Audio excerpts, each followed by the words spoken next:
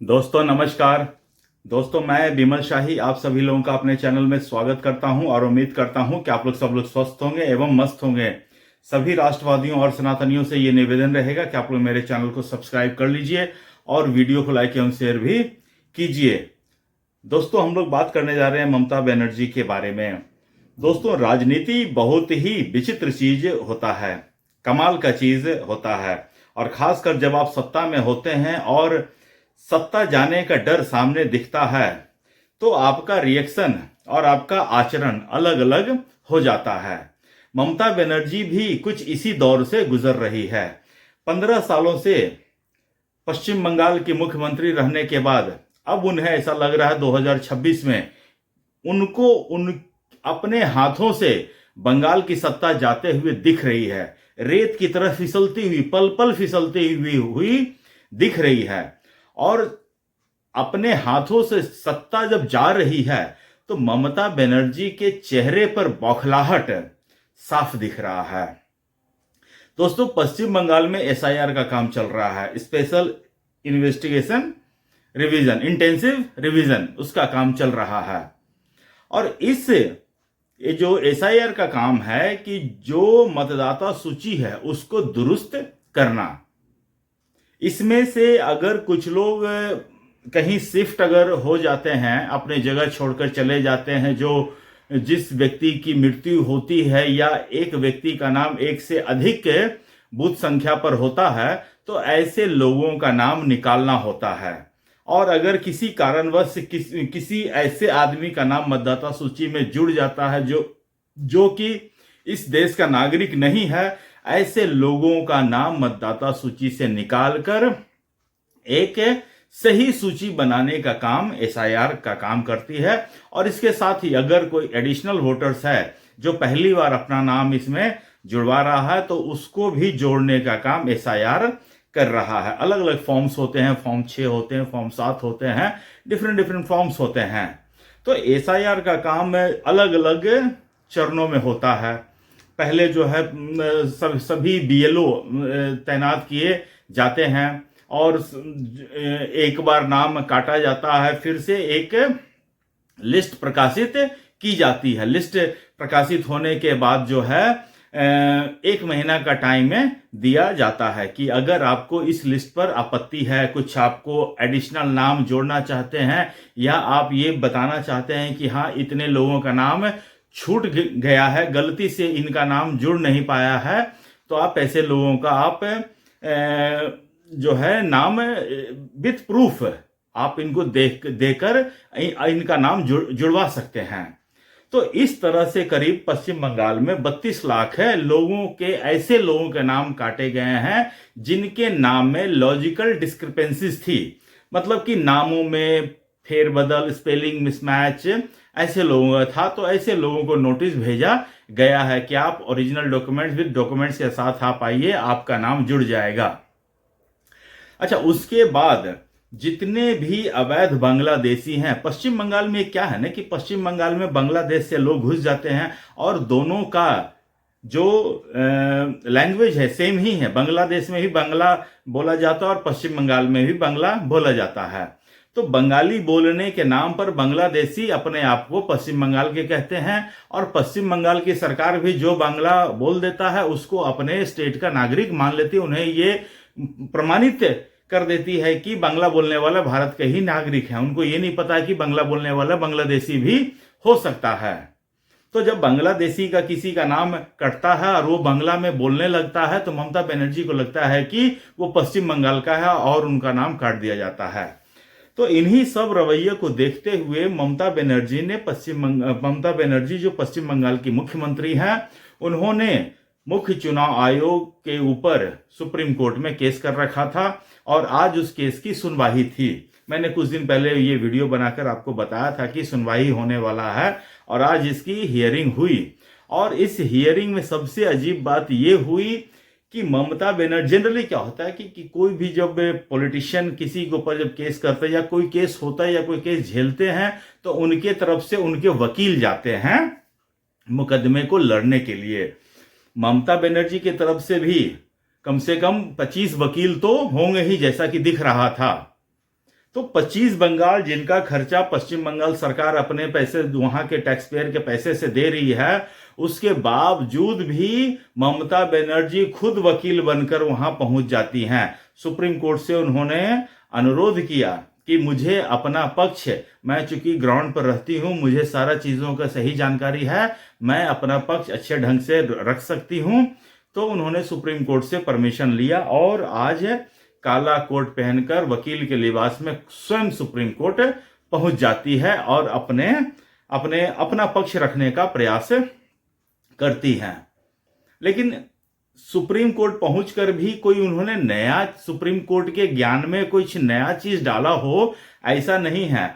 वही पुराना राग जो पिछले 6 महीना से सुप्रीम कोर्ट बार बार सुन रहा है, उसी को ममता बनर्जी रिपीट करने के लिए वहां पहुंची हुई थी।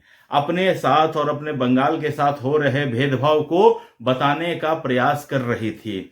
सुप्रीम कोर्ट ये कोई नया चीज थोड़ी ना सुन रहा था। सुप्रीम कोर्ट जब बिहार में मई जून जुलाई में जब SIR चल रहा था, तो उस समय से ही सुप्रीम कोर्ट ये सब बातें लगातार सुन रहा है।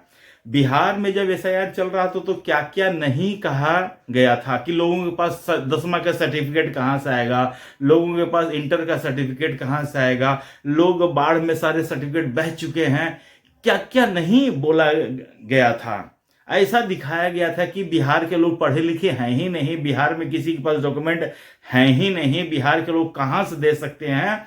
लेकिन बिहार की जनता ने इन वकीलों के मुंह पर तमाचा मारा और SIR के काम को बिल्कुल सही ढंग से होने दिया। और उसके बाद SIR का मुद्दा राहुल गांधी और तेजस्वी यादव बिहार में बनाना चाहते थे, लेकिन बिहार के लोगों ने SIR को कोई मुद्दा बनने ही नहीं दिया। और आपने देखा कि बीजेपी और JDU वहां भारी बहुमत से जीती है। न भूतो न भविष्य तो कांग्रेस मात्र 6 सीट पर सिमट के रह जाती है। RJD थोड़ा सा इज्जत बचाने में कामयाब होता है, 25 सीट जीतती है। ठीक है ना, बस। तो ममता बनर्जी को यही लग रहा है कि अगर उनका जो वोट बैंक है, जिनको 15 साल से पाल रही हैं, पोस रही हैं, जिनको उन्होंने अपना वोट बैंक बना लिया है, उनको लग रहा है SIR के माध्यम से उनके नाम कट जाएंगे। और जब उनको कट जाएंगे तो उनको वोट देने वाला फिर कोई नहीं बचेगा। अब कोई नहीं बचेगा तो ममता बनर्जी की बौखलाहट अंदर अंदर दिख रही है। ममता बनर्जी इतनी झुंझलाई हुई है, उन्हें लगता है कि अगर उनके सामने पेट्रोल और माचिस रख दिया जाए तो पेट्रोल को छिड़क कर खुद को आग भी लगा सकती हैं। मतलब इतने गुस्से में है ममता बनर्जी। मैंने आज तक इतने दिनों से मैंने किसी भी मुख्यमंत्री को अपना केस लड़ते हुए खुद नहीं देखा है कि खुद सुप्रीम कोर्ट में वो काला कोट पहनकर जा चुकी हैं। हाँ, अगर ममता बनर्जी रेगुलर प्रैक्टिशनर रहती तो कोई बात नहीं, वो जा सकती थी। सोचिए 23 साल से ममता बनर्जी ने काला कोट पहना ही नहीं है। 23 साल के बाद उनको जब सत्ता जाते हुए दिख रही है, उनको लग रहा है कि अगर सत्ता मेरे हाथ से चली जाएगी तो हम करेंगे क्या। बाकी रेस्ट ऑफ आवर लाइफ वो जेल में ही स्पेंड करेंगे, ऐसा मुझे लगता है। इतने भ्रष्टाचार करने के बाद, इतने बंगालियों के ऊपर इतने अत्याचार करने के बाद, चाहे वो संदेश खाली की घटना हो, चाहे वो मुर्शिदाबाद की घटना हो, ममता बनर्जी जैसी अत्याचारनी शासक बंगाल को कभी नहीं मिला। न भूतो न भविष्य तो। डायरेक्ट एक्शन डे पर भी इतना भ्रष्टाचार और इतने अत्याचार बंगालियों पर नहीं हुआ जितना ममता बनर्जी ने पिछले 15 साल में बंगालियों पे किए हैं, जितने जुल्म बंगालियों पे किए हैं।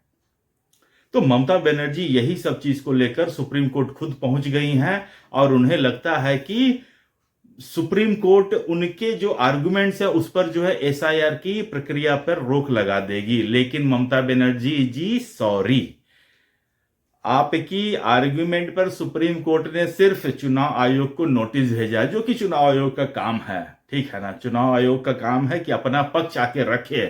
आपने जो भी क्वेश्चन उठाए उस पर आप आकर अपना पक्ष चुनाव आयोग रखेगा। चुनाव आयोग आज से नहीं, पिछले 1 साल से देश के विभिन्न न्यायालयों में अपना पक्ष रख ही रहा है। तो चुनाव आयोग को तो इस चीज का प्रैक्टिस हो चुका है। ठीक है ना। तो आप अगर ये सोच रही कि हम बहुत ज्यादा गुगली फेंकेंगे, तो चुनाव आयोग इस तरह की गुगली का प्रैक्टिस ऑलरेडी बहुत कर चुका है। और आपके आर्गुमेंट पर चुनाव आयोग, सुप्रीम कोर्ट ने SIR की प्रक्रिया पर रोक नहीं लगाया है। तो आपकी एक तरह से आज सुप्रीम कोर्ट में पेश होना आपकी दुर्गति होने के बराबर ही है। आपकी कोई सुनवाई नहीं हुई है और पूरे देश की जनता के सामने ये मैसेज जा रहा है कि आप फाइटर तो हैं लेकिन अब बौखलाई हुई हैं, ये भी स्पष्ट दिख रहा है।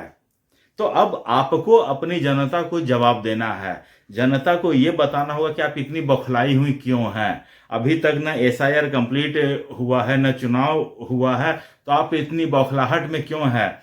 सोचिए, देश में पहली बार ऐसा हो रहा है कि कोई नेता ये सोच रहा है कि चुनाव आयोग के खिलाफ अविश्वास प्रस्ताव लाया जाए संसद के दोनों सदनों में।